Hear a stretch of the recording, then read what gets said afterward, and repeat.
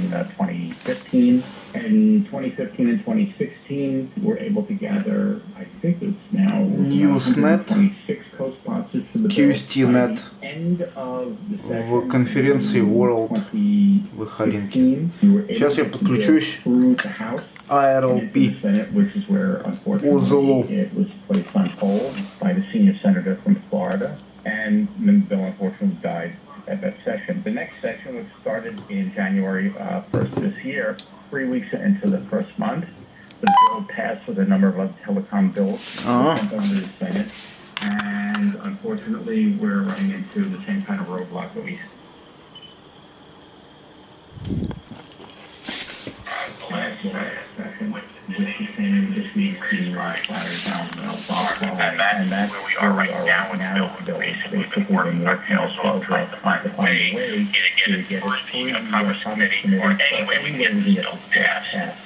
That's where the story is at the moment. What is the primary roadblock that we're encountering? The primary roadblock really is the fact that the bill has been placed on hold by Senator Nelson, who is not happy with the bill. The bill had been for a markup of fight the bill because it completely turns everything we were asking for around. And bottom line is the roadblock, unfortunately, is the same one that's been for the past year. It's the senior senator of Florida.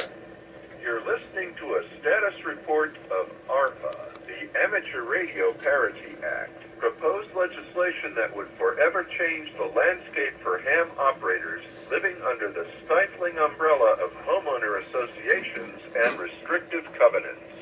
We'll hear more about ARPA from ARRL Hudson Division Director Michael Lysenko, N2YBB, after I remind you that these weekly rain reports are available on demand from therainreport.com and via shortwave radio along with Ham Nation and the Amateur Radio Newsline Saturday nights during the Amateur Radio Programming Block on WTWW on 5.085 megahertz from Lebanon, Tennessee.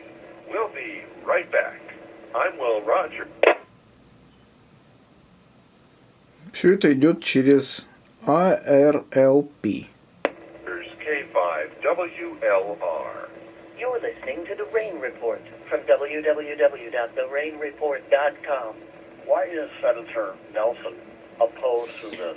IRLP рефлектор I don't know. 9251 why the bill is being opposed 9251 reflector. It could be a political decision, it could be a personal decision. I really don't know. All we know is that he has been very steadfast in his opposition to the bill, and we find that very frustrating given the work that we've done, especially in Florida, through the National Hurricane Center and of course through the local NCOM groups, Aries and ACES groups, and NCS groups that have participated in providing communications support in time of need in Florida on a consistent basis, as well as all the work that we've done, this year, just alone, Florida, Texas, and Puerto Rico, Virgin Islands, where amateur radio, especially in the Keys, in South Florida, in Puerto Rico, and BI, where we were critical in providing communication internet, in those terribly affected areas cable, by the hurricane. It was not as much of communication connected from panel to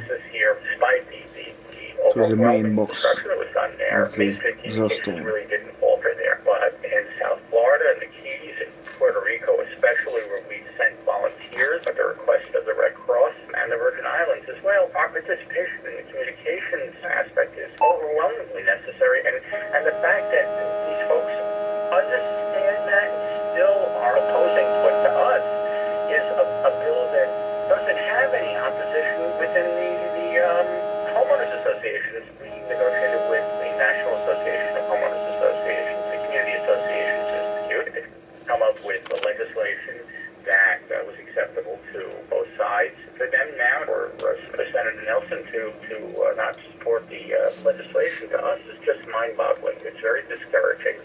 It's very upsetting. There really is no reason for it other than something that's just bothering him, that we just have no idea what it is. Maybe it's just my naivete, and I am not a political animal at all. Мой IRLP узел подключен. под номером с позывным СТН 5782.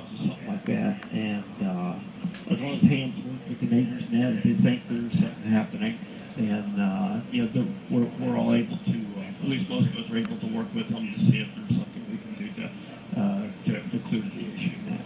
But I try myself to get out to an area where I've got a little bit of land around where I throw up an antenna and I'm all good to go. And people don't say anything because I don't have any neighbors like that. But now, being here in South Carolina, I'm strictly up on VHF, UHF, and the mobile, and up here on Echo Link right now. Until I can probably decide to get another HF antenna for the phone.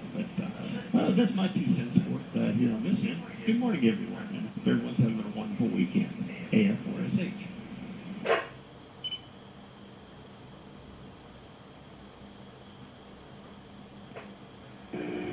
Very good, Terry. Well, you know, and I think there's a lot of different ways to hide your antennas. Of course, you don't get them up as far in the air maybe as you want, such, you know, but there's always something you can work with, I feel like. As we've all heard stories of the most unlikely things working. And working well, even in some cases. Using your, keys to hide a wire is really easy as well. You know, you got some dipole. Папка Irlp меня в Халинке в избранном. You can do that. Keep your neighbors uninformed, I guess. Would maybe be what I'm looking for. But it would be nice to just be able to do what you like to do on your property. I think that to me has always been one of those things that you have to be careful where you buy land because in the end you can only do what they tell you can do with your land. So. This is November 00 here at Yankee Pickup 880 Jen. Good morning to you. Thanks for joining me.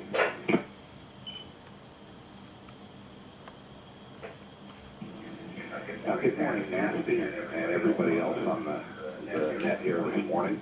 This is Ken in Council Bluffs, Iowa, where we have clear skies.